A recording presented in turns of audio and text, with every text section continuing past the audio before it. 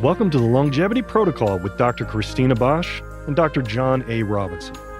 We'll be your guides to uncovering the secrets to optimal health, better sex, and happiness.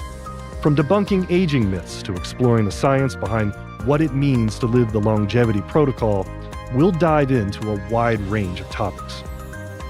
So, get ready for an exhilarating journey in what it means to live well and feel your very best at any age. We're back. It's great to see you sitting here in this really cool way. So we've got like a newer approach how we're doing it. I mean, we used to have this more relaxed kind of feel. Now we're sitting at the desk. Now we're not relaxed. Now we're not relaxed. Now it's more focused like John. We're trying John, yeah. Trying John. Let's try John on for size. So today is, as always, I think these are great episodes. I think this is an episode that's, I think, personal for us, but definitely personal for us as doctors with our patients. This is, well, it's personal for our patients. Yeah. It's what patients are always asking. It's what's really hot right now.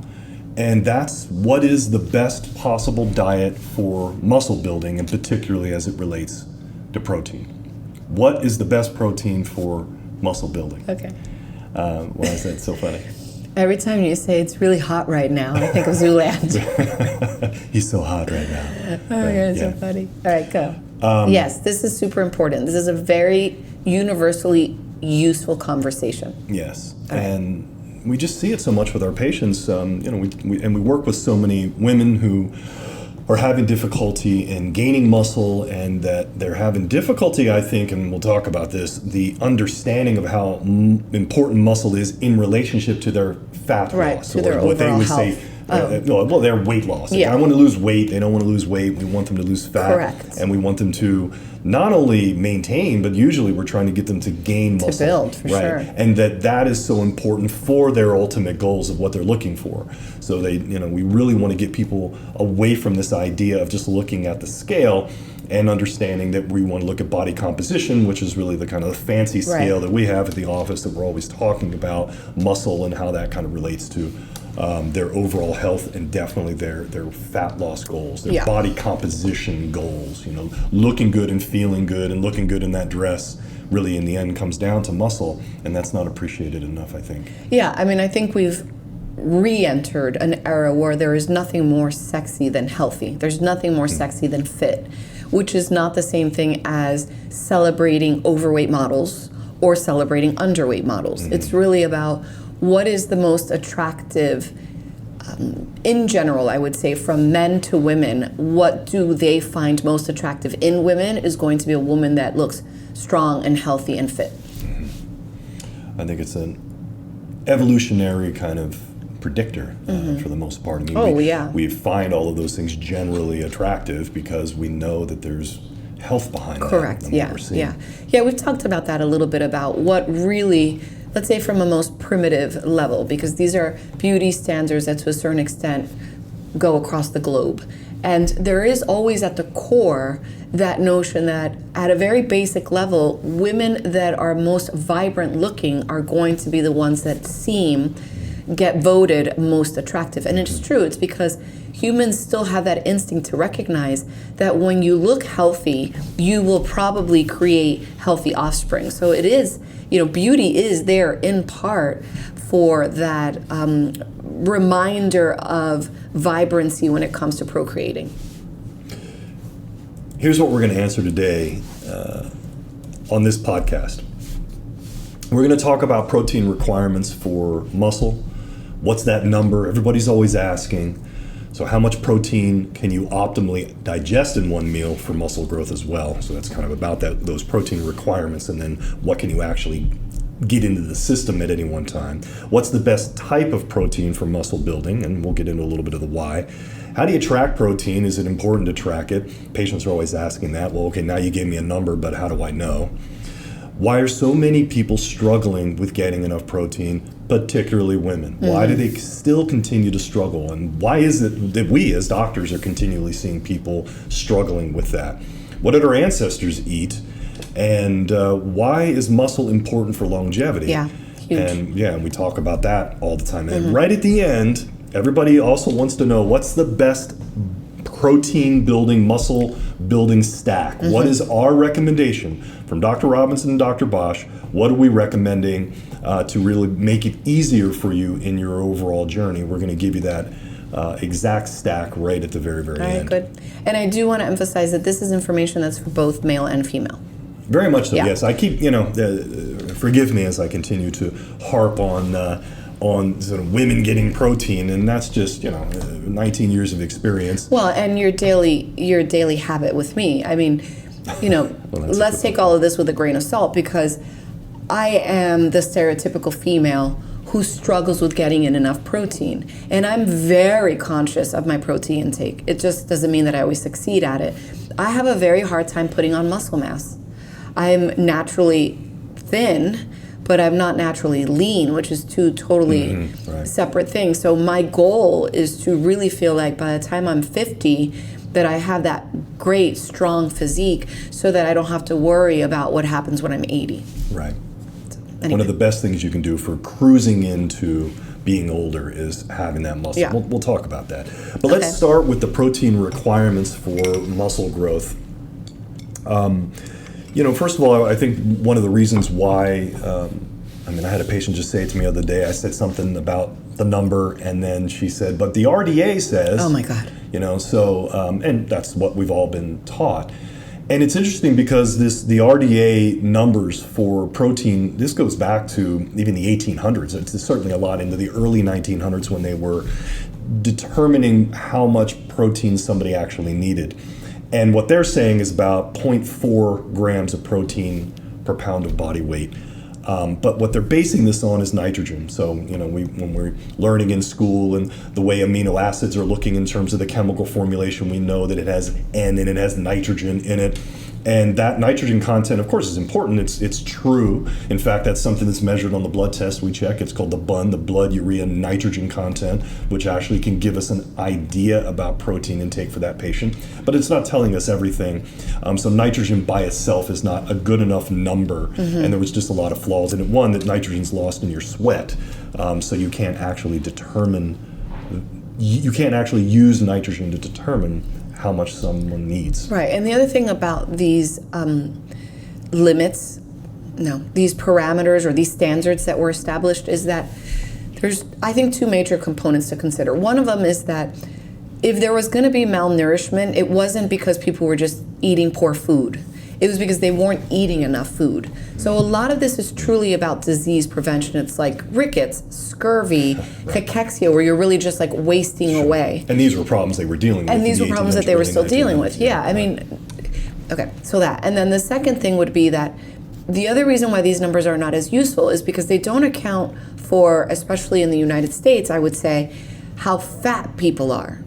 So Americans nowadays are so fat that they really need to focus on a greater intake of protein so that they can enhance metabolism, enhance muscle building. Most of them have a sedentary life for the purposes of aiding in not only building muscle, but aiding in burning some of that fat. In order to grow muscle, it's anabolism, it's anabolic, and people have heard that term. Yeah, anabolism is what you said, yes. Which means building. Building. So in order to get into that anabolic state, or the state of anabolism, you need protein, and you specifically need animal protein. So now let's start talking about what's the best type, and it's certainly animal protein. But actually, before we get to that, what's the best dose now? So let's talk about the actual amount of grams that you need in a particular day. So we can actually break this down, and I was looking at some research on this, so you can break this down per meal. So what can you actually assimilate in one particular meal? You need 0.25 grams, or you can ingest and would therefore need about a quarter of a gram, 0.25 grams of protein per pound of weight per meal. I'm sorry, ingest or digest per meal? Because you can ingest way more than that. Good question. That is what you should ingest to proproperly digest. Because we're talking about minimums, of course. Okay. Right. Because that's a good point, and we'll talk about that, because that's where a lot of these things come down to is, our ability to assimilate it. To actually break it down and use These it. protein sources, are we actually assimilating? But we're Okay. jumping the gun a little bit. All right. We'll get to that. But a quarter of a gram per pound of body weight. Okay. So a 100-pound person is going to need 25. They would be able to do 25 grams in one particular meal, and that's about what they should shoot for. But interestingly, it's usually not more than 30, maybe upwards of 50 grams for most people. So like I said, a 100-pound person, it should be about 25 grams, and they're going to be able to properly assimilate that. But, and here's the rub, if somebody, we were just talking about this the other day, Yeah. if someone is ingesting under 20 grams of protein in a meal, then most of that protein gets converted to glucose. So here we go. We got patients that are saying to us, what are the numbers? I'm saying add it all up, but they just had a meal of 10 grams of protein because they took a scoop of collagen and then added it to their tea. Unfortunately, that's not going to count. Yeah, I just want to say out there to myself and to all my patients, this is new information for me, and this really does, I think, go against some of the advice that I've been giving, because I'm always looking at it for the day. I'm always saying this is how much protein you need in the day. And because I tend to not eat large portions at one time, I'm always thinking, okay, I sprinkled in my 10, I sprinkled in my 20, I sprinkled in my 15, and then at the end of the day, I got my 100 grams, okay? But now I'm learning, I mean, this is like totally revolutionary, that this idea of like mealettes is actually a bunch of baloney. So as we get through the material, I'm gonna formulate what I think is really my plan, my recommendation for patients and for myself. You don't want to do that now? Well, I just want to make sure that we've really, because sometimes I change my mind as we talk. Right, okay. And I'm like, that was brilliant, but this is more brilliant. I can't wait. So you don't have to cover your eyes, it's so bright. Anyways, the point is, though, that idea of sprinkling in the protein is not actually helping me build muscle, which is very validating, because a month will go by, I recheck my body composition, I'm like, son of a bitch. Right, yeah. I didn't put any muscle mass on. And I'm so focused on it. And you were hitting the number and I was hitting the according to your numbers. tracker, right. Anyway, go ahead. So unfortunately, most people are going to need to get above 20 per meal. And then the other side of it, the pendulum swings the other direction, pretty much over 50, you're not... No gains. Well, excuse me, I don't want to say... You're going to get your gains for, muscle. But look, if some of this actually converts to glucose because you got energy from it, that's not necessarily in and of itself a bad thing.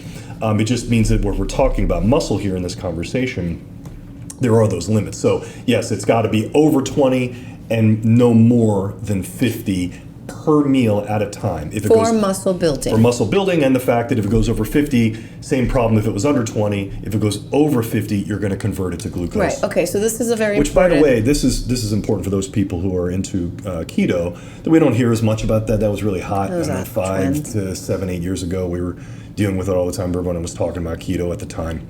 And you will knock yourself out of ketosis if your protein level goes too high, but that's really going too high per meal. Per meal. That's really mostly what it is. And this explains why. Yeah, because people go, well, I'm not eating anything else, and they're really eating more than 50 grams in a particular meal, and then they're making glucose then, and that's knocking them out of ketosis. So this is useful clarification to your point that it doesn't mean under 20 or over 50 doesn't have benefit. So I will still say for Just those... not benefit for muscle building. Yes. I will still say for those patients of mine where I'm working on their blood sugar management, especially in cases of adrenal dysfunction or heightened stress, et cetera, right? So there's still benefit to that frequency of eating. But if we're talking specifically about muscle building, you want to get between 20 to 50 grams per serving. Yes, so since you just said that, and okay, let's explain that a little bit more so people understand. That's a glycemic index situation, and this is what's great about protein. Protein's going to have if it is going to convert, it's going to have an extremely low glycemic index rating. It's going to, it's not going to spike your sugar. It's going to be really, really subtle how it's going to do it. And again, it's going to convert, and that takes time. It literally takes metabolic energy to do that. So that wouldn't necessarily be a bad thing in and of itself based on what you just said. Well, there. it's still a good thing if it's a recommendation. We just want to make sure we're not recommending that technique for muscle building. For muscle building, correct. Okay. So that's a good nuance that we're saying there. Okay. And so in general, what is then the per day total?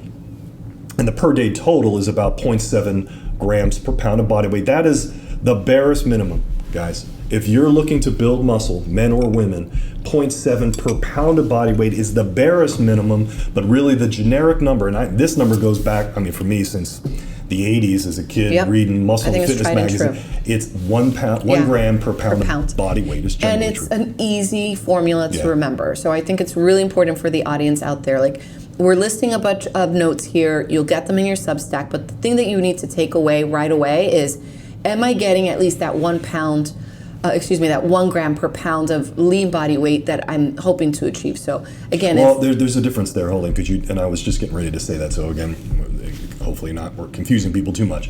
There's 1 pound of lean body mass, or there's just 1 pound of weight. The standard bodybuilding approach has always just been pound of weight. I weigh 200 pounds, I need 200 grams of protein. But what we tend to do, because we have a really good measurement tool for patients with the scales that we use, we can show them lean mass. So really, if we're getting super technical, it's 1 gram of protein per pound of lean mass. So, somebody, they might weigh 200 pounds, but their lean mass is 150. Okay. Yeah.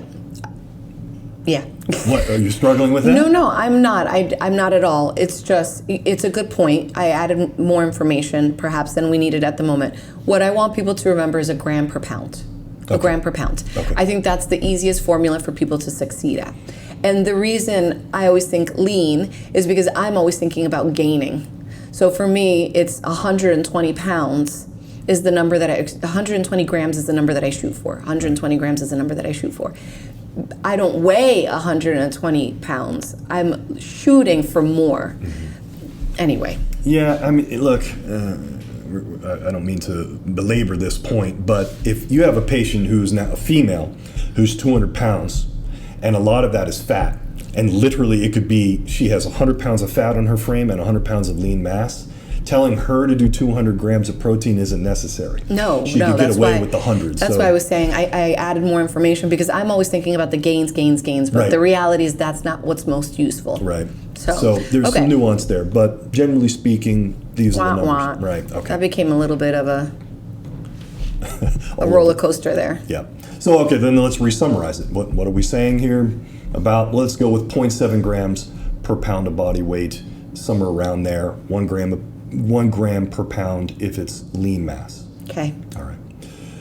Peri-workout nutrition. Now here's something that, as I dug into the research a little bit more, let's say more recent research, because I had seen research in the past about this, and now the newer understanding. I've been telling patients about peri-workout nutrition for forever, and the word peri just means around.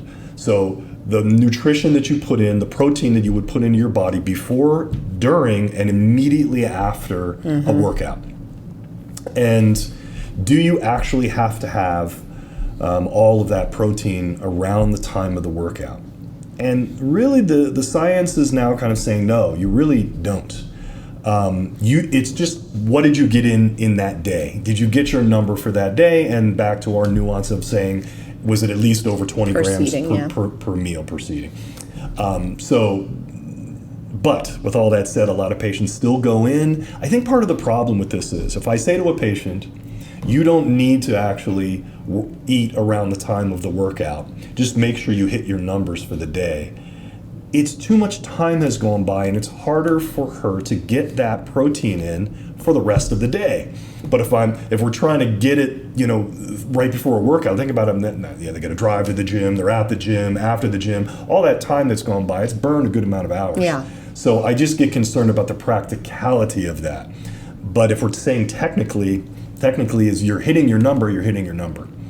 But I still would suggest that at least having something before a workout is probably going to make your overall goals of hitting your protein numbers in the day easier. Yeah, and that's the thing, is that I think because women in general, again, I know we're supposed to be talking about both men and women, but I'll speak to my patients and my personal experience.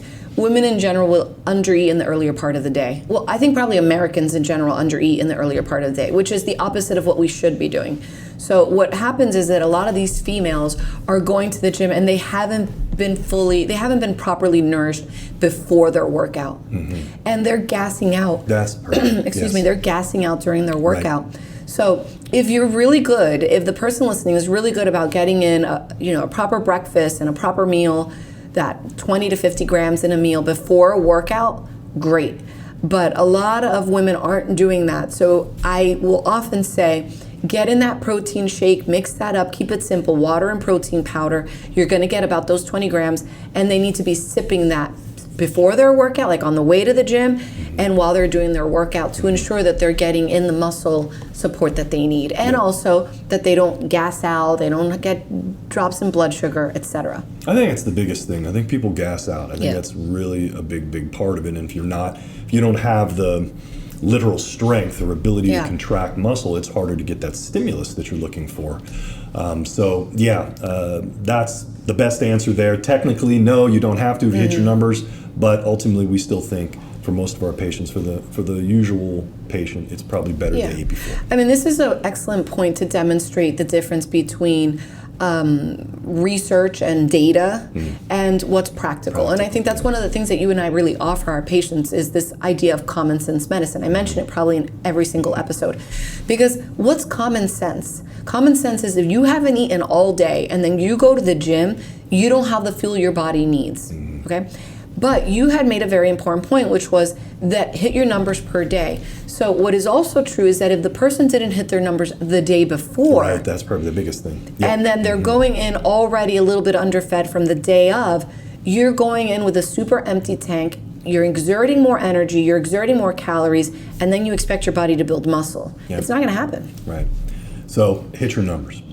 But how do we know what those numbers are? And here's a big thing that patients are always saying, okay, well, how do I track the protein? So they come up with a number. Let's say their number's 100 for the day. They need to hit 100. How do they know what that is?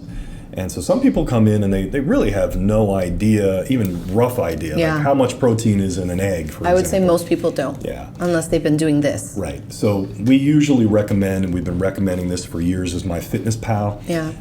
It's a very robust app. It's easy to use. Easy to use. If I can use it, that's usually a good sign. It's pretty user friendly. It's got every food known to man in it.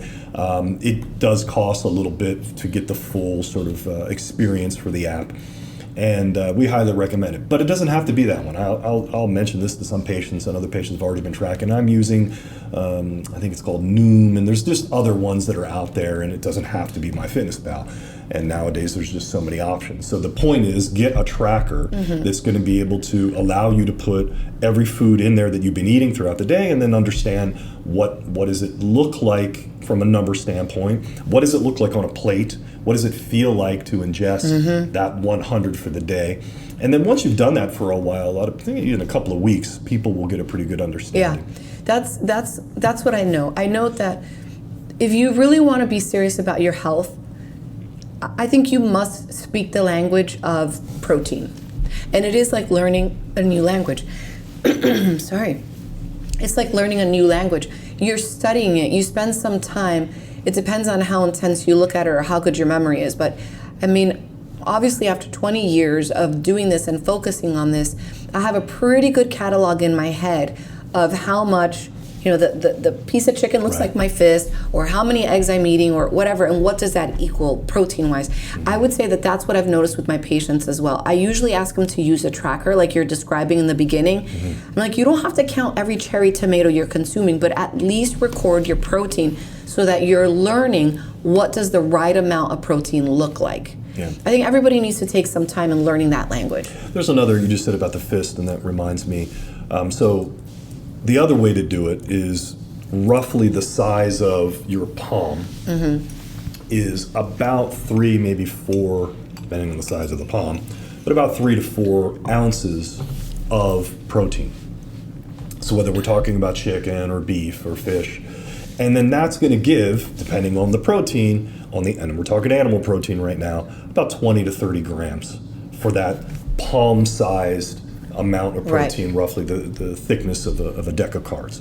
So that also gives you that idea. So for most people, if they're getting something that's that size 3 times a day, they're going to be pretty close to their number most of the time. Yeah. If you can't answer immediately how much protein did you consume yesterday, then you need to take that as a sign that you want to do these tricks. You want to use a tracker, measure your protein, learn the language of protein, get it in your head so that it's immediately usable and recallable, which isn't a real word, and then you can say, okay, I don't need to do this anymore. But if you're not measuring it, you won't accomplish it. The best form, and we've been already kind of saying it, but the best Animal. proteins, it's animal. It just is, but let's get a little bit of some detail as to why. People always want to know. By the way, when we're also talking about your protein intake for the day, and you're doing a tracker, and it's got beans and rice on there, and it's going to tell you a protein amount. Let's say for beans is just not a complete protein. So the protein needs to be complete. And what that means is that it's got all 9 essential amino acids in it, and that's what makes it complete. But from there's actually something called the Protein Digestibility Corrected Amino Acid Score, the PDCAAS. So leave it to me to dork out and figure that out for everybody. So it's real simple, actually. It's just saying what's the amino acid profile and what is the true digestibility of that protein. So we can say, and I mean, almost there's many things that have some level of protein in it. Rice is going to have some protein in it, but is it going to have the right amino acid profile? And definitely, is it going to be truly digestible in comparison to a piece of chicken or a piece of steak or fish? And so the high anabolic rating for these things, so this score is related then back to how anabolic that protein is to help you to gain muscle. Mm-hmm. And without question, whey protein, egg protein, milk, beef, chicken, pork, all are going to have really, really high ratings for this, far more so than you'd ever get for, let's say, soy and some of the things. I mean, soy has protein in it. I can't say that it doesn't. It does, but its ability of having the full amino acid profile, and definitely the biggest thing would be with soy, for example, is its digestibility. Right, and that's the thing about legumes in general, or beans. Obviously, they are a source of protein around the world.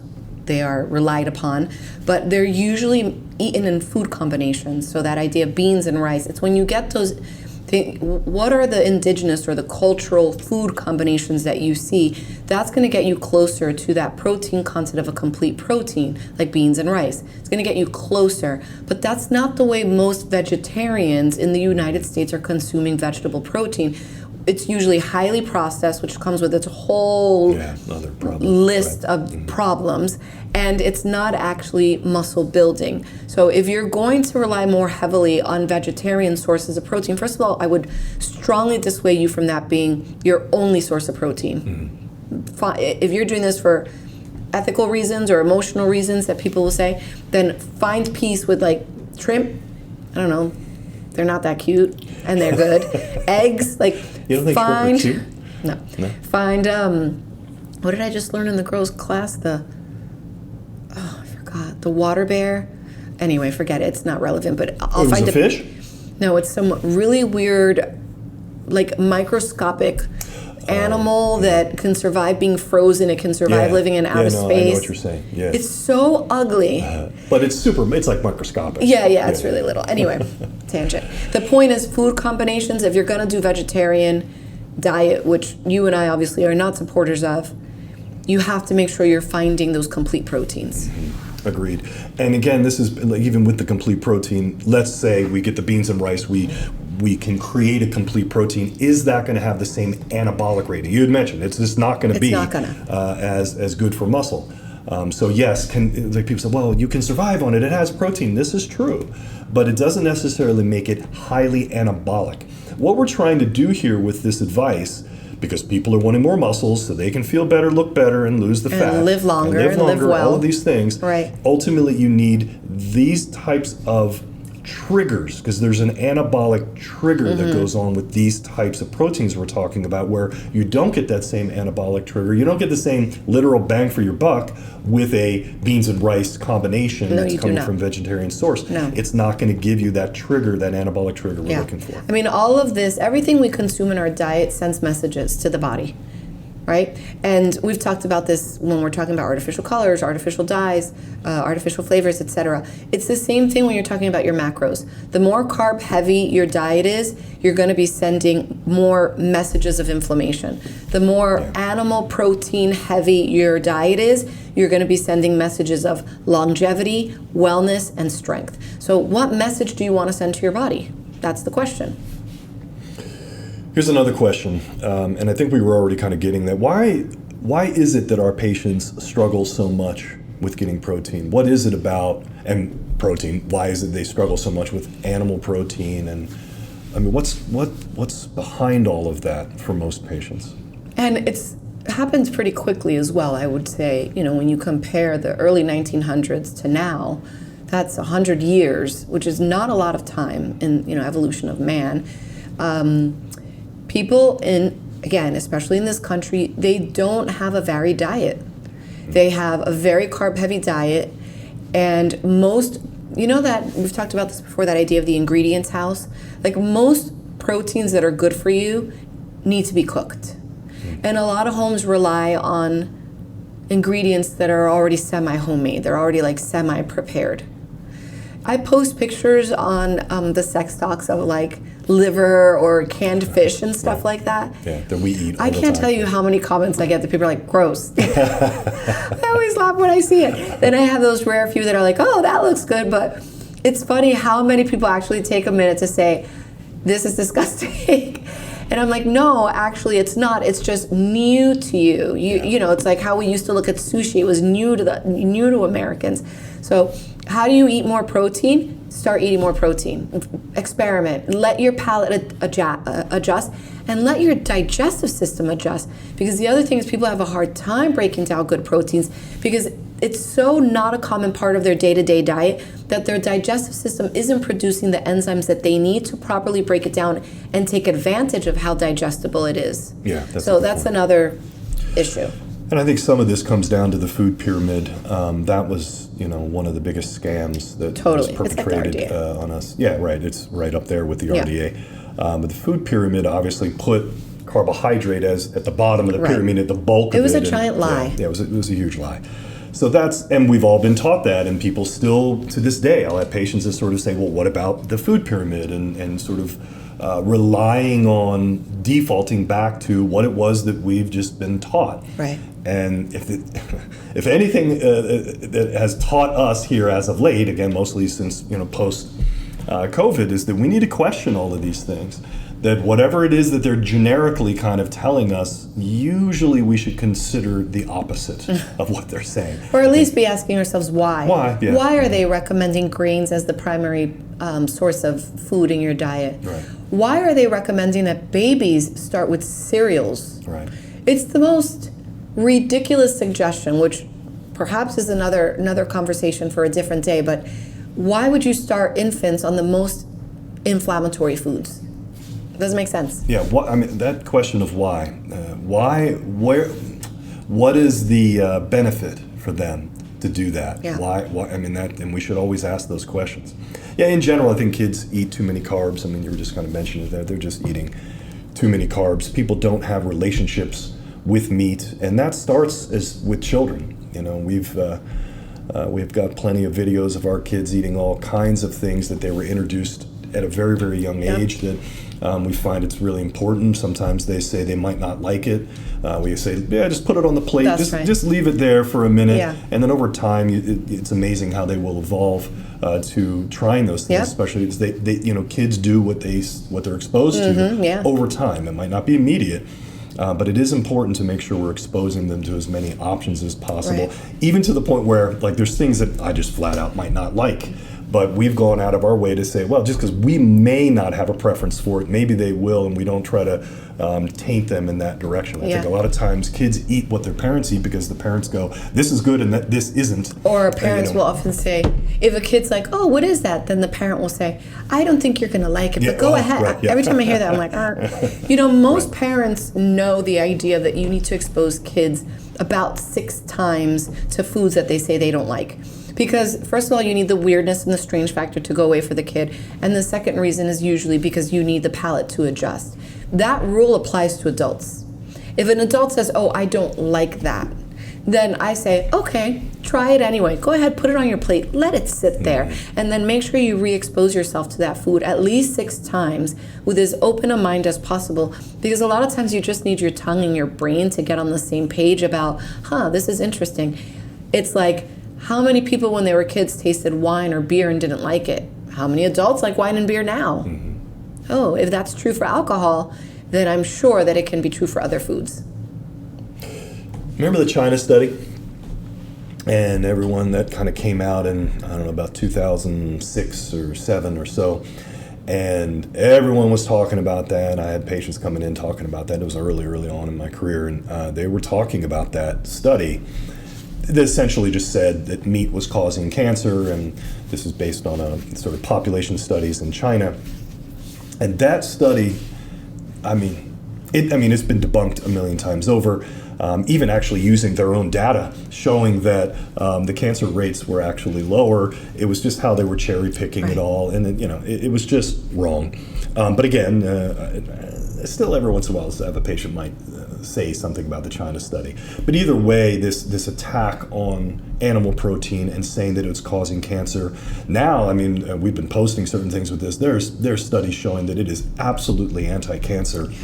In so many different ways, and at the barest minimum, no matter what, there's no causal link like they were trying to say. Or I remember even, in the 90s, they would say, the charred nature, the nitrites that are created through grilling is somehow causing cancer.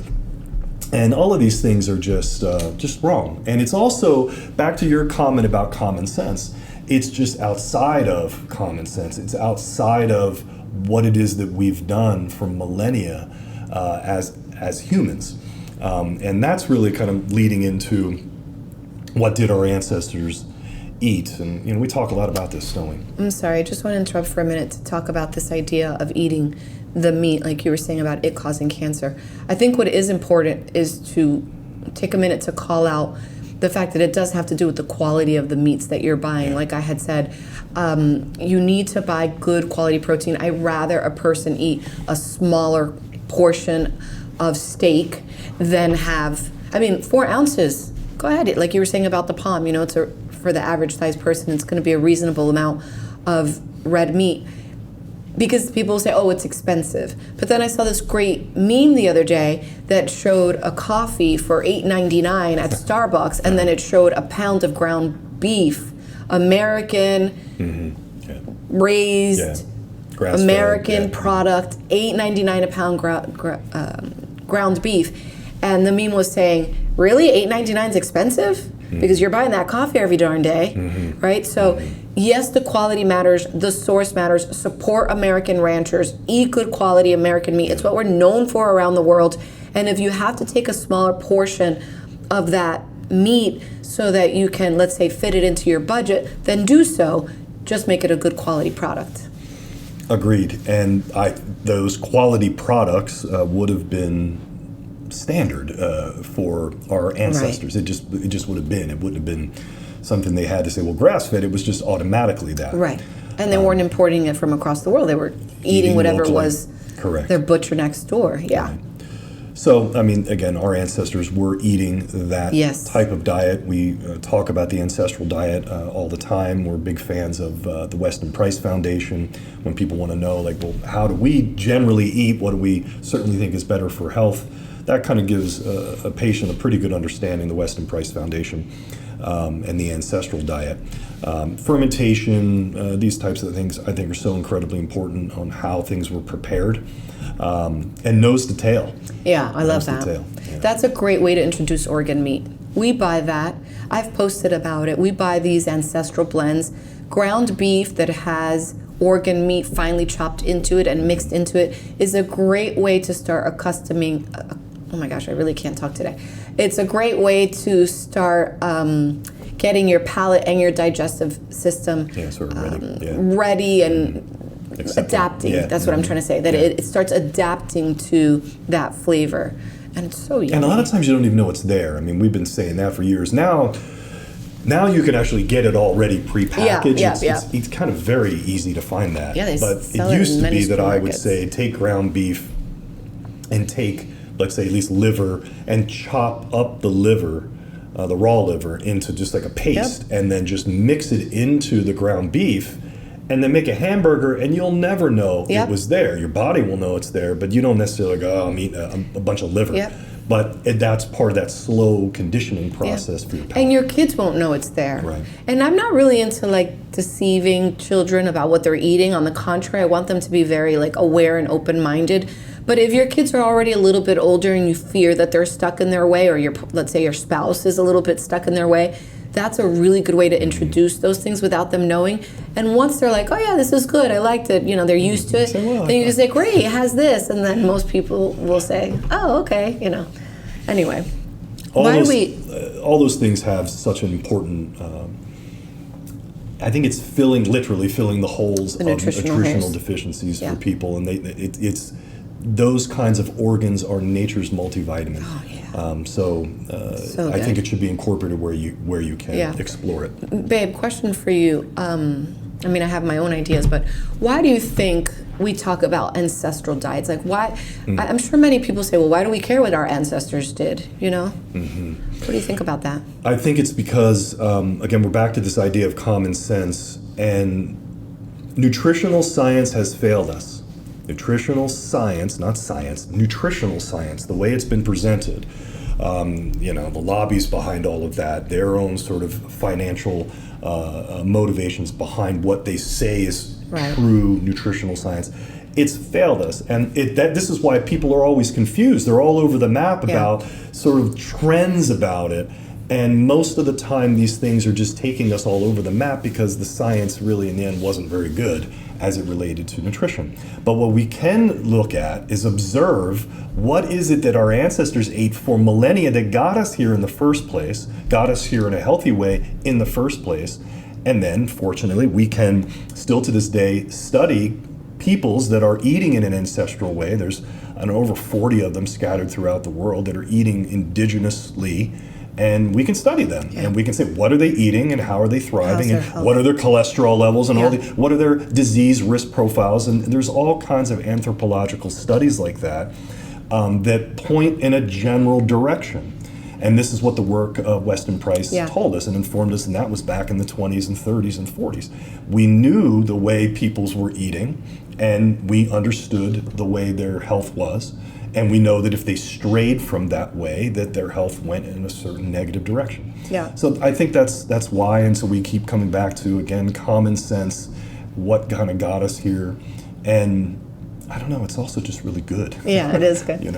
Well, as a person who has spent a lot of my academic career focused on cultural nutritional anthropology, and at the same time, nutritional sciences, dietetics, and food administration, what I would say is that nutritional science didn't fail in its objective. Its objective was about corporations.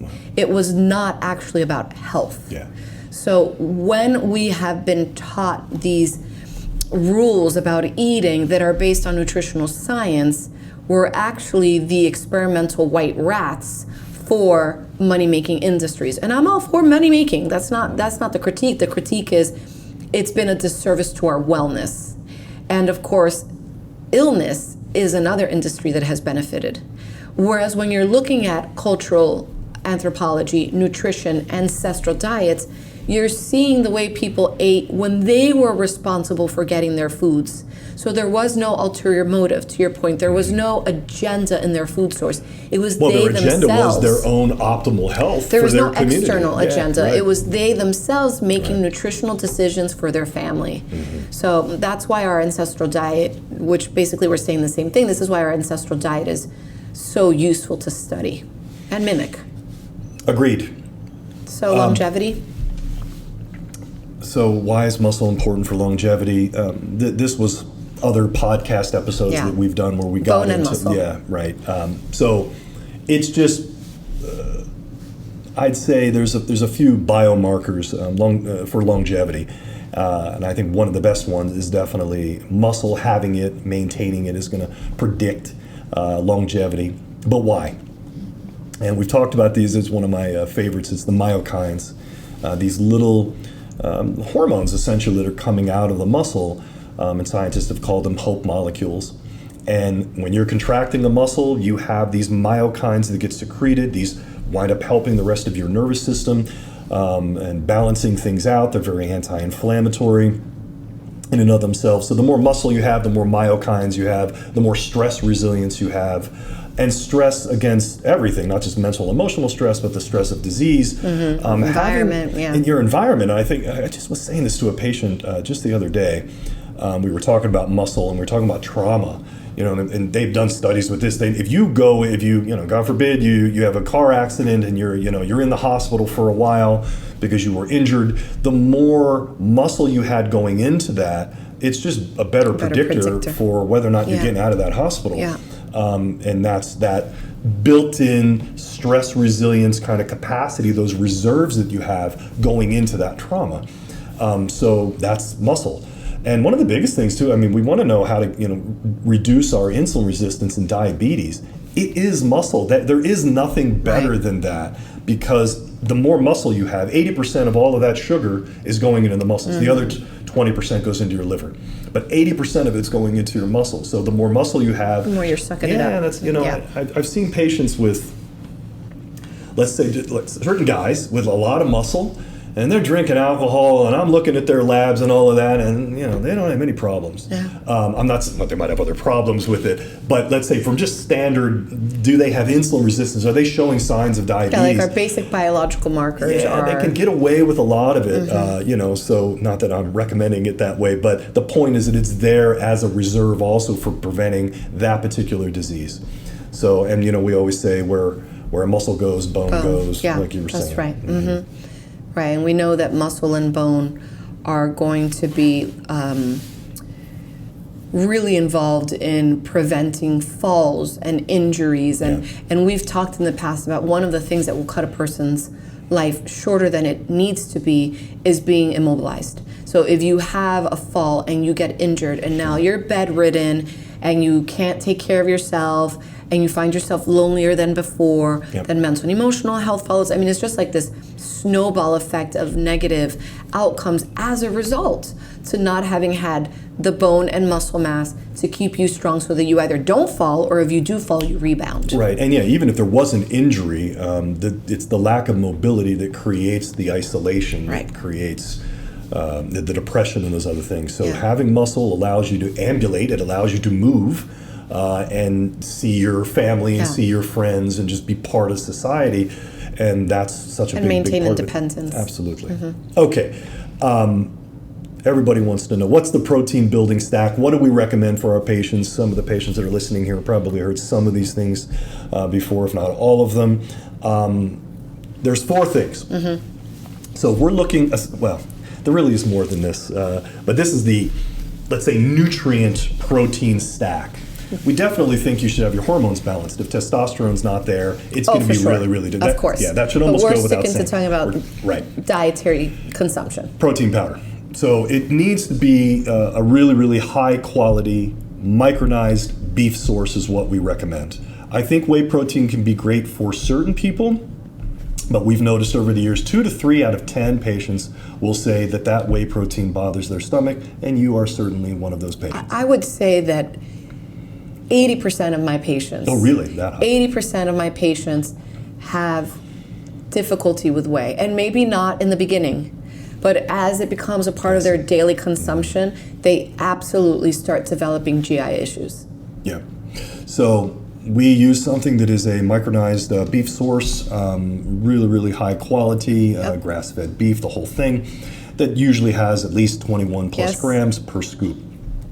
Okay, then from there, it's a product called Yoked.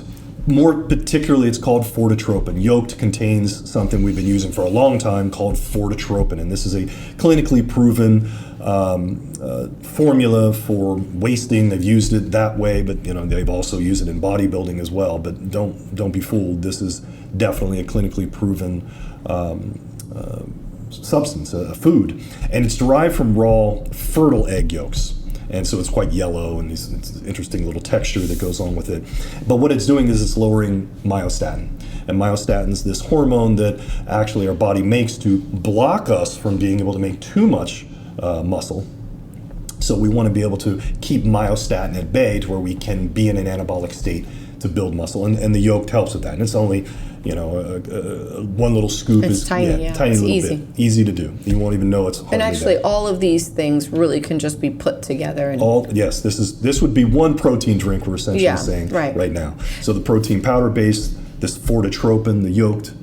Yeah, I just wanted to say that when you're talking about this protein building stack, remembering my comment about how a lot of the people that I work with find that they don't really have the capacity to consume large meals. Yes.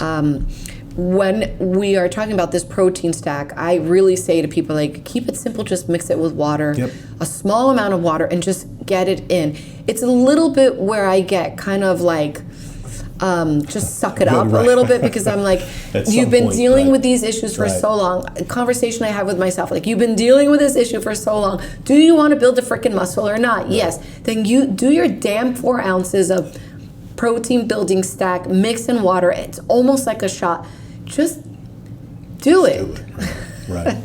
I'm so glad you said that.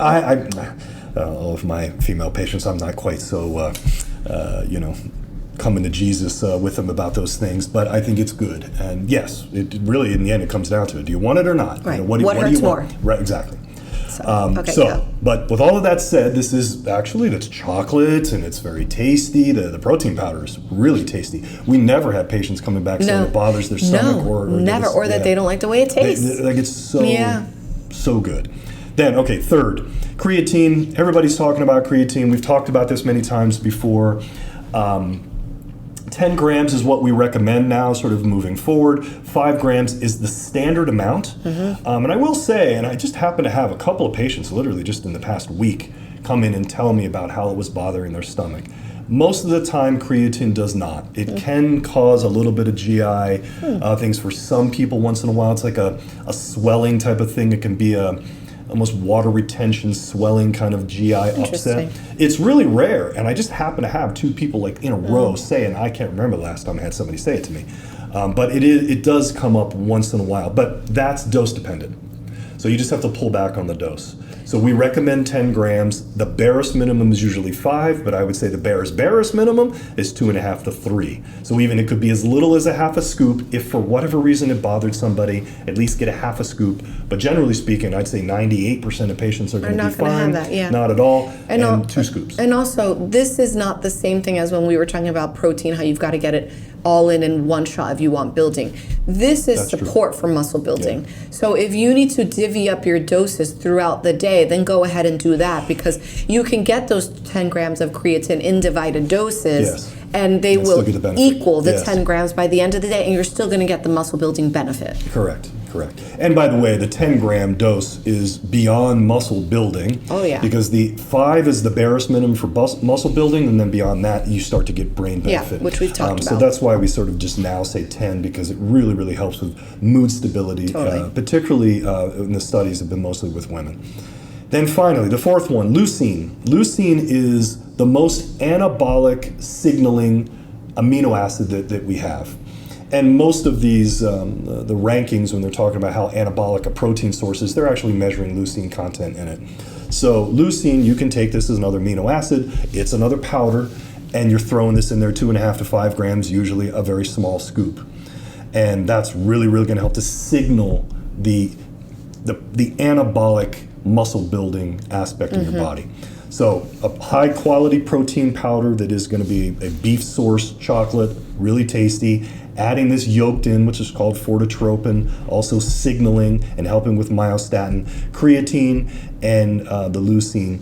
Putting that all into one protein powder, protein drink, like you said, a little bit of water. You don't have to mix it with really anything other than that. Don't add anything to it. Keep it light, keep it easy. And get it down. One question for you to sum it all up. With the leucine, since it is an amino acid specifically, does that count towards your protein content? No. Okay.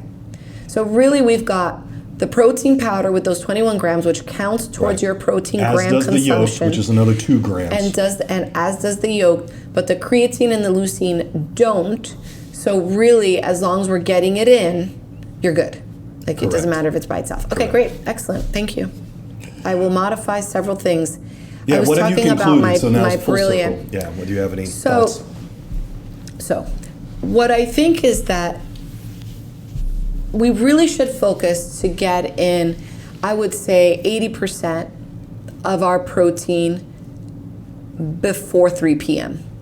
I think if we shoot to get the bulk of our protein in before 3 p.m., then we're not rushing in the evening to try to consume a heavy meal. As most people do. As most people do. What I am modifying, though, is that I used to try to get in that 80% in sprinkled doses. So now instead, what I would say is really have a mental idea of what your breakfast and your lunch is going to look like. Have that be the bulk of the 80%. And then you can still use these low protein foods as supplement, but not towards your protein content. So still get in that collagen powder, which I love. Still get in, the fortitropin, etc. You're contributing to your grams per day, but they're not going to be the thing that puts you into building. They're more supportive. Yeah, look, here's the real reality of a lot of this. This is not a 3 square. It's a 3 square plus your protein drink. So that's really where it comes down to. So a lot of times when I'm convincing people to do this protein building stack, they go, well, great, that'll be my breakfast. Right, which is what I do. Yeah, and that's not optimal. These are called supplements for a reason, because they should supplement what's going on with the baseline of your nutrition, or we're talking about vitamin C or whatever. They should supplement on top of what is already a good foundation. Right. So getting the 3 square with our focused understanding that it's between 20 and 50 grams of protein per meal 3 times a day, plus your protein powder drink, the way we've described here, now you're going to get there. Okay, so I know we want to wrap it up, but I just want to give a little summary of how I would do it. I would still start... You want to summarize the summary and the summary. This is for people who care about what I'm saying.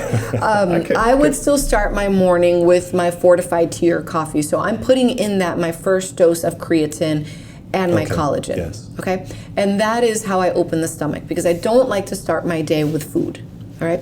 Then from there, I would usually have some sort of a light in how heavy it makes me feel is what I mean. So I can do raw eggs, I can do broth with collagen powder and some eggs in it, I can do some leftover protein. Sometimes when I'm in a rush, then I'll do like the ham and cheese rolled together, good quality yogurt. So I'm still eating a breakfast, but it's made up by foods that don't feel heavy in my stomach, but I'm getting about 20 grams within that portion. And I'm doing a protein shake, but I don't do those things at the same time. So I'm getting in those 40 grams probably before 11 o'clock, okay? Then my lunch is going to be my heaviest meal. This is where I want to get in my 30 to 40 grams of protein. So by the time I'm done with lunch, I've had about 80 grams of protein for the day. And for you, that's about 80% for me, of the way. That's about 80% of the way. So then I feel okay knowing that I am going to get in another dinner portion, which sometimes is a little lighter on the protein. Maybe it's 15 to 20. That's getting me to my 100. And then I end my day with either some protein powder and then my collagen and my creatine again. And again, that's not contributing to my muscle building because it's only about 10 grams in a serving, but it is creating a comprehensive day of support, healing, and muscle building. Yeah. I think that's great, and I think you do a very, very good job with all of that. I know that's been, over the years, an evolution for you with all of that. For someone who's always eaten really, really well, you would just have your moments of not focused on the protein, certainly around exercise and all of that. You've done great. Well, what I think is that most people like myself rather not eat than eat something they know is bad for them or will make them feel crummy. So that's why I have to be so focused. So anyway. All right. Well, this was fantastic. Thank you very much. Yes. We'll see everybody next time. Yeah. Are you liking what you're hearing? Do you want to hear more? Are you loving this great content and do you want to ask us a question? Please like, subscribe, and comment. You can find all of our links on our social media, featured articles, basically everything we cover at Linktree at Longevity Protocol Pod. And if you want to understand and hear a little bit more about our personal lives, follow us on Instagram at The Sex Docs. Here's where you can comment and ask questions that we will directly answer in our videos. Be sure to subscribe to our Substack. This is where we get far more information for you, protocols on longevity and health, and definitely the notes for today's episode. And finally, if you're ready to make a change, a real change in your own life, feel free to check us out at our private practice at hormone-zone.com.